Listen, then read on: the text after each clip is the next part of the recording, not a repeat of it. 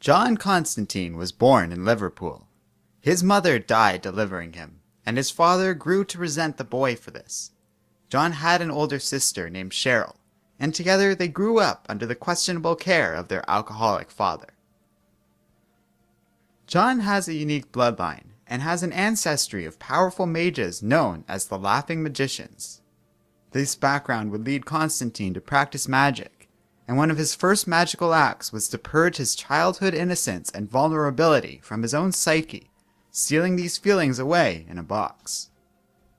By the time he was a teenager, John had run away from home, but not before turning his father old and frail through a botched curse. Constantine would set himself up in London, making friends with Francis Chaz Chandler, who would become John's closest friend and confidant. Over time, John became increasingly involved with magical groups in London, and began to travel the world. He would meet Zatanna Zatara, and the two had a brief relationship together. He also became enamored with punk rock, starting a band of his own. By the time he was an adult, Constantine had also become a stage magician, famous for predicting the assassination attempt on Reagan. John's first act of heroism would prove a disaster. An abused child named Astra had summoned a hideous monster to attack those who brought her grief. John convinced some of his friends to summon a demon in order to fight this monster. But the demon was not under John's control, so it tormented Constantine and his friends, while taking the abused child to hell. As a result of this, John was committed to the Ravenscar Psychiatric Hospital, where he was forced to return to numerous times over the years, thanks to ongoing trauma that resulted from his experiences, in spite of the hospital's poor treatment of the con artist. The guilt over Astra would haunt Constantine for years, and he began to use some of his magic to con the souls of children out of hell. John's friends were also physically and psychologically scarred as a result of this event, though John himself was eventually relieved of his guilt thanks to the entity known as Dream. Many of John's friends, with the exception of Chaz, do not typically survive working with Constantine, and as a result tend to haunt John as silent ghosts, reminding him of his past mistakes. However, he has worked successfully with a succubus named Ellie in the past, as well as a psychic woman named Zed. The con artist eventually met Swamp Thing after taking an interest in the creature. John would go on to act as the being's protector and guide, even teaching Swamp Thing to amplify his own abilities. The two are friends, and Swamp Thing was even once invited to Constantine's 40th birthday party. In his late 30s, John was diagnosed with lung cancer. For his actions in conning demons out of other people's souls, the first of the fallen, the most powerful lord of hell, threatened to bring John unprecedented suffering when the con artist himself died. To avoid this fate, John sold his soul to two other demons.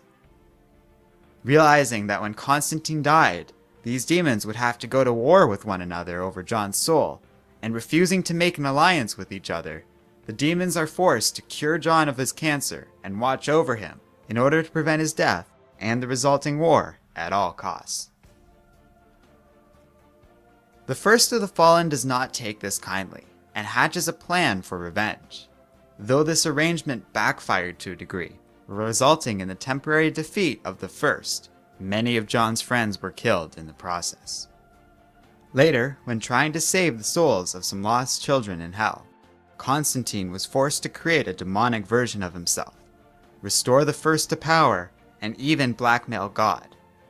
Though he was successful in all of this, God warned the con artist that terrible things are coming his way. John would one day return to Britain, where he was reunited with his sister Cheryl, who he had thought was long dead. Constantine wound up fighting in a magical war within London, which left him temporarily amnesiac. Having lost his memories, John was manipulated into fathering 3 demonic children, who would set about killing anyone who ever knew Constantine. The demons killed many, including his sister Cheryl, and not wanting to lose her, John was forced to work with an old enemy of his, a demon known as Nurgle, and together they traveled to hell to reclaim Cheryl's lost soul. In hell, John is able to defeat the demonic version of himself by becoming possessed by Nergal. John would then encounter a demon named Rosa Carnis, who has gathered some of Constantine's greatest enemies, the First of the Fallen, all three of Constantine's demonic children, and many other demons from all corners of hell. John begs Rosa Carnis to take his life for his sister's soul.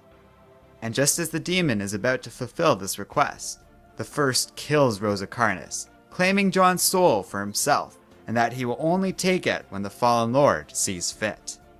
The First then makes a bargain with Cheryl to keep her in hell, and despite John's protests, his sister agrees, and John is expelled from the underworld, much to the First's amusement and the devastation of Cheryl's daughter, Gemma.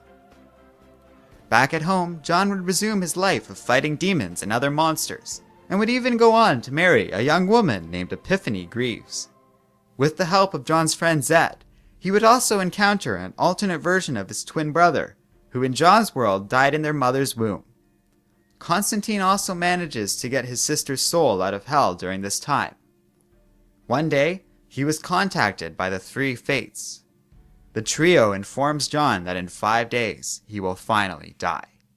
Now 60 years old, and having lived a good and well-traveled life, Constantine chooses to accept his fate, rather than fight it as he always has in the past.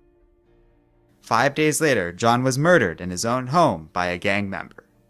However, it is revealed that John faked his own death, wanting to distance himself from friends and family that the con artist feels he has and only will ever hurt. After a heated confrontation with his niece, Gemma, where he stops her from committing suicide, he leaves his old life behind, apparently for good. The last we see of John Constantine is him, alone, in a bar, with a drink in hand and a vacant look in his eyes.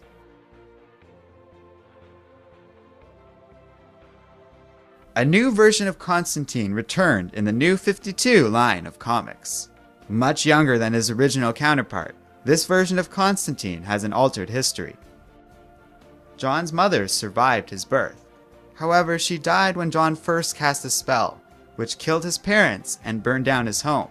And though he still once had a relationship with Zatanna, the circumstances of this romance have been altered considerably. He joins the Justice League Dark Team in addition to having adventures on his own, coming into conflict with the sinister Cult of the Cold Flame, a group of fallen mages. During a confrontation with the cult, the encounter is cut short when John is flung back in time to World War I, and ultimately finds himself in Earth 2, currently under siege by Darkseid and his powerful parademon army. With the help of his Earth 2 counterpart, John is able to return home, but only after having to kill the Earth 2 Constantine, a much happier, good-natured, and well-adjusted version of himself. John remains an important member of Justice League Dark, and though he ran the team for a while, he was eventually replaced by his former companion Zatanna as its leader.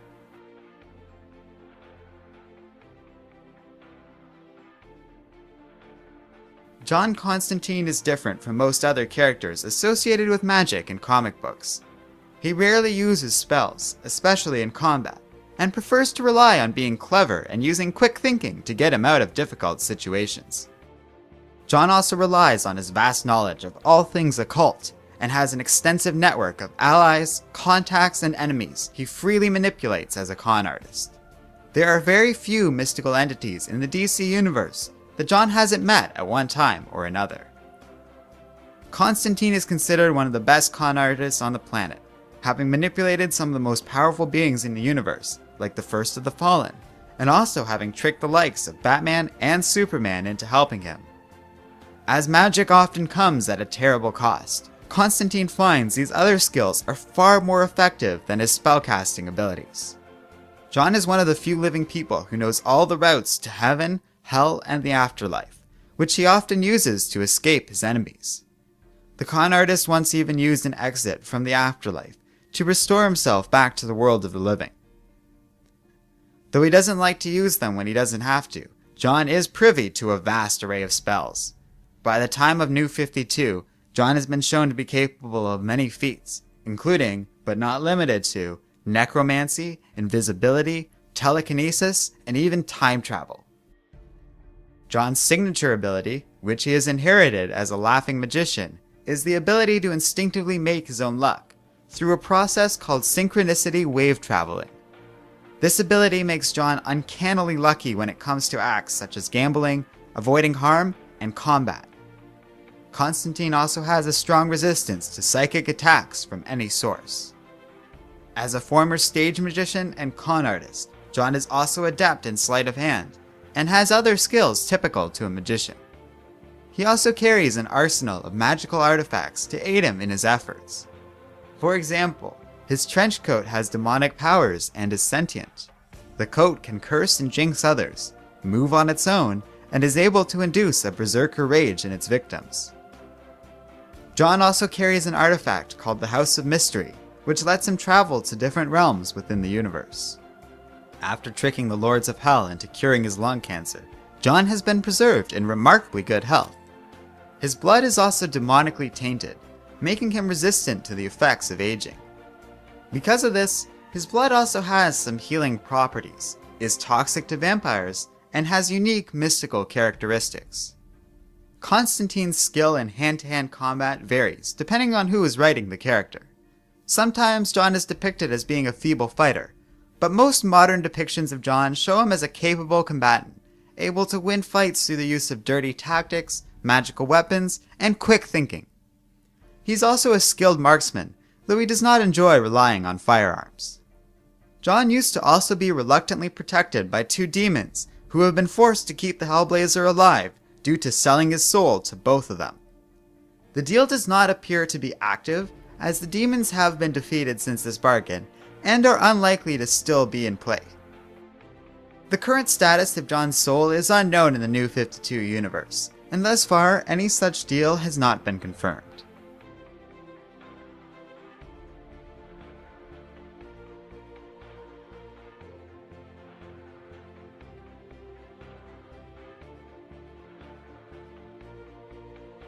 Hello and welcome to Comic Island. My name is Arden, and this is my origin and bio of John Constantine. Now, it's no secret that Joey and I get a lot of requests for origins and bios, but every once in a while I do like to pick some characters for myself. With his own series out on NBC and with an uncertain future regarding a second season, this felt like a good time to cover a character who, before doing this video, I actually knew very little about.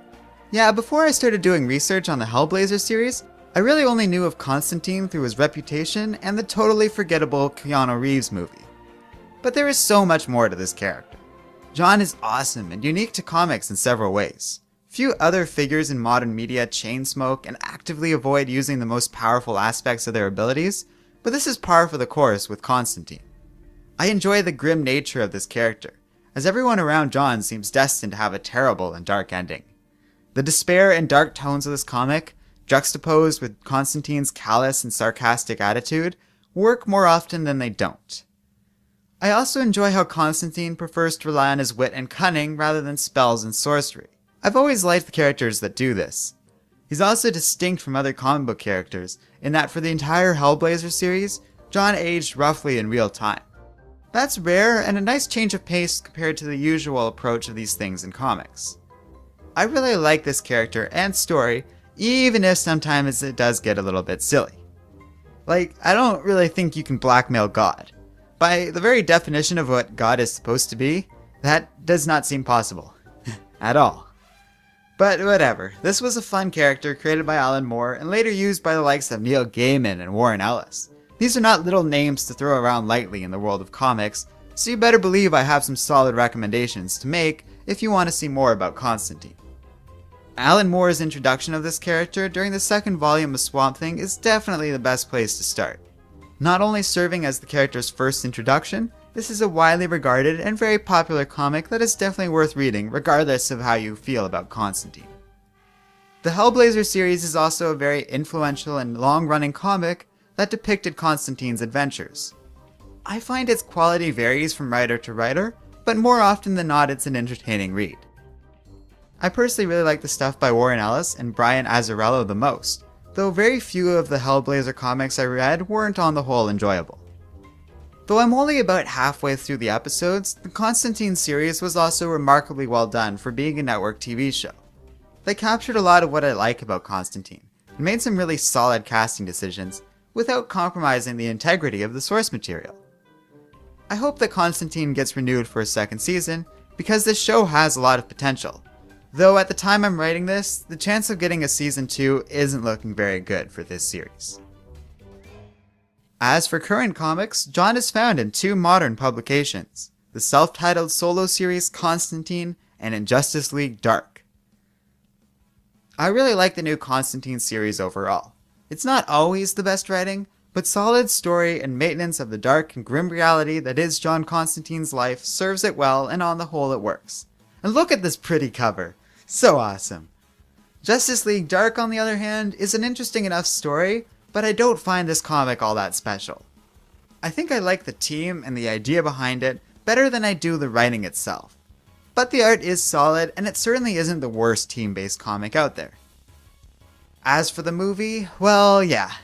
Keanu Reeves was a bad choice to play Constantine, and while this movie isn't that bad, it really doesn't live up to the source material and is completely forgettable. So I don't recommend you bother with this film. And you aren't missing anything if you skip this one. If you really want to see a live-action Constantine, you're way better off with the TV show. And that's about it for Constantine. He's a pretty cool character, and one that for the most part has been really well depicted in comics.